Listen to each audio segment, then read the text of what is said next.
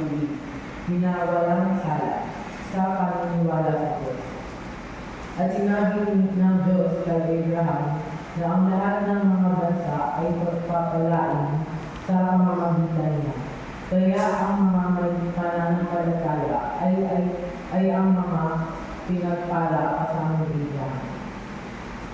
Pagkatapos ay sinipili ni Pablo ang Deuteronomy Habakuk ay Levitico upang ipakita na ang kautusan ay nagdadala lamang ng sumpa sa mga hindi sumusunod sa anumang paraan.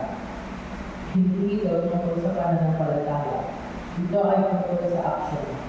Dahil ang lahat ng tao ay nalito sa pagsunod sa batas sa anumang paraan, si Kristo ay kailangan magbayad ng sumpa sa pamamagitan ng kanyang sarili. Iyan ay kung paano niya pinubos ang mga nasa pagkaalipin sa ilalim ng kautusan upang sila ay maaari na pamamagitan ng pananampalataya sa kanya. Sa wakas, ipinakita ni Pablo sa mga taga-Galatia ang isang legal na argumento. Ang mga tipan ay mga legal na dokumento. Dahil dito, ang tipan na ginawa ng Diyos sa Israel na nakakala sa kautusan ay hindi nagpawalang bisa. Sa tipan na ginawa niya kay Abraham, ang mga pangako ng tipan na iyon ay nanatili hanggang sa pagdating ng bisa. Nanigal na umaking sa mga pangakong iyon. Ngayon ang lahat ng lumapit kay Kristo sa pamamagitan ng pananampalataya ay karapatang makipagbahagi sa pamamagitan.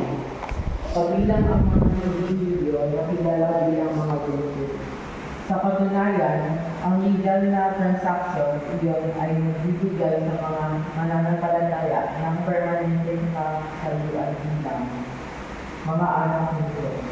Judyo man, Bigo, Alipin, Malaya, lalaki o babae, ang lahat ay isa kay Kristo dahil ang lahat ay pantay na tagapagmana ng mana na itinakon ng sila.